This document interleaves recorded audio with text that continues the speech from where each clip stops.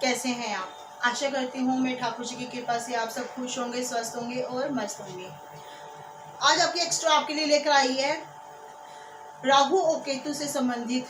अगर आपको ऐसी लक्षण नजर आ रहे हैं कि आपके राहु या केतु खराब है, तो उनको आप कुछ ऐसे उपाय करके उनसे निजात पा सकते हैं, उन समस्याओं से आप छुटकारा पा सकते हैं।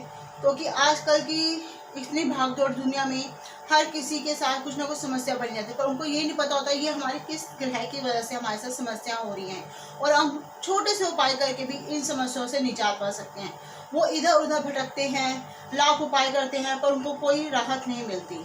तो इसीलिए आज आपकी एक्स्ट्रा लेकर आई है। आप खुद पहचाने अपने ग्रहों को, और क्या आगे ग्रह आपके अनुकूल हैं या प्रतिकूल हैं, इनको पहचान कर उनके उपाय करें, ताकि उनसे आपको निजात मिल सके और आपको इधर उधर भटकने की बजाय आप खुद उपाय करके अपनी परेशानियों से निजात पा सकें।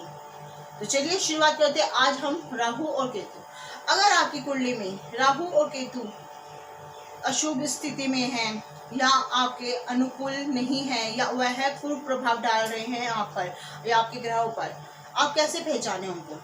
अगर आपको तनावपूर्ण स्थिति बन रही है, या आपका अपनों से दूर अलगाव हो रहा है, आप अपनों से दूर हो रहे हैं, या बैठे बैठाए ही अगर आपने किसी वजह से आपको कोर्ट के चाय के चक्कर बन रहे हैं, या किसी से झगड़ा होते हैं, छोटी सी बात को झगड़ा लेकर आपको कोर्ट कचहरी तक का वो झगड़ा आपका पहुंच जाता है, तो समझिए आपको राहु या केतु के पूर्व प्रभाव का सामना करना पड़ रहा है।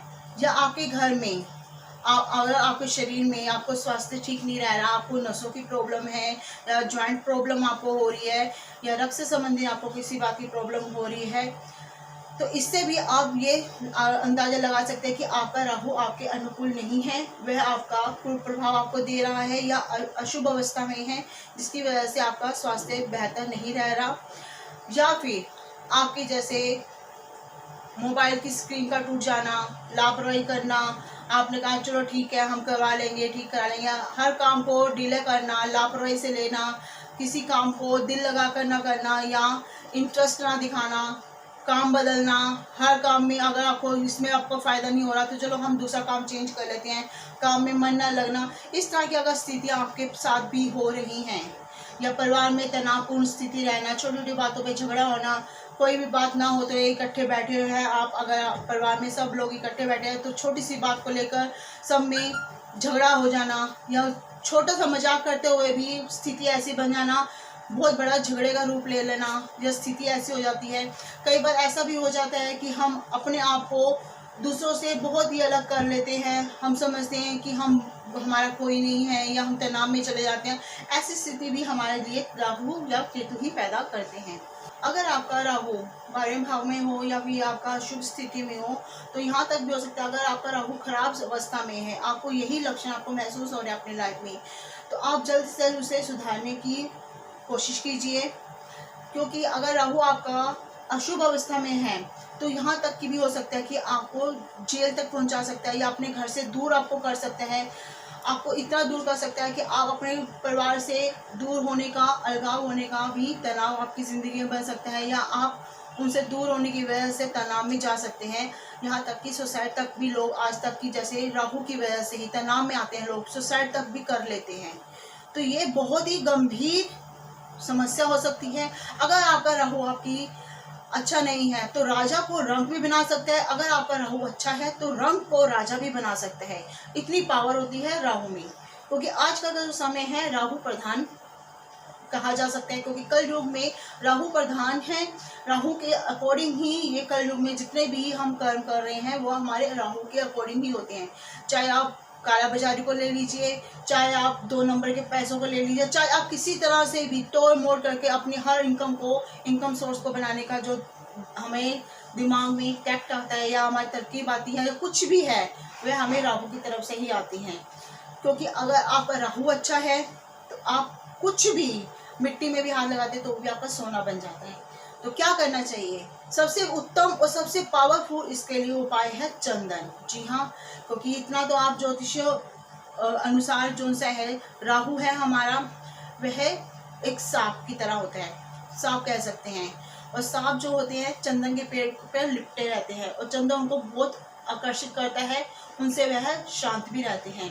और केतु है जो हमारा मुख होता है, केतु जो मुख होता है और राहु जो होता है उसकी पूंछ होता है सांप की। तो इस तरह से अगर आप चंदन, जी हाँ, चंदन का ज़्यादा से ज़्यादा, चाहे चंदन के इत्र हो, चंदन का तिलक हो, चंदन की माला हो या चंदन अपने घर में इत्र के रूप में आप छिड़काव भी करते हैं, तो देखिए आपके घर में अगर तनाव है, कलह क्लेश रहता है या बरकत नहीं है या काम बदलते रहते हैं या आप तनावग्रस्त भी रहते हैं, किसी तरह की भी आपके घर में अगर परेशानियां चल रही हैं, तो आप सिर्फ इसका उपाय करना शुरू कर दीजिए।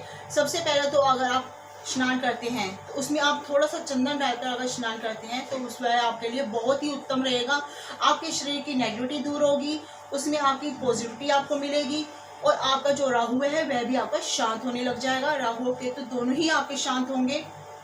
साथ ही साथ अगर आप 5 मूली पत्ते वाली, जी हाँ, 5 पत्ते वाली मूली लेकर आप किसी भी धर्म स्थान पर या बहते जल में प्रवाह करते हैं तो उससे भी आपका जो केतु है वह शांत होता है और आपको केतु के अनुकूल प्रभाव आपको मिलते हैं, अच्छे प्रभाव आपको देखने को मिलते हैं।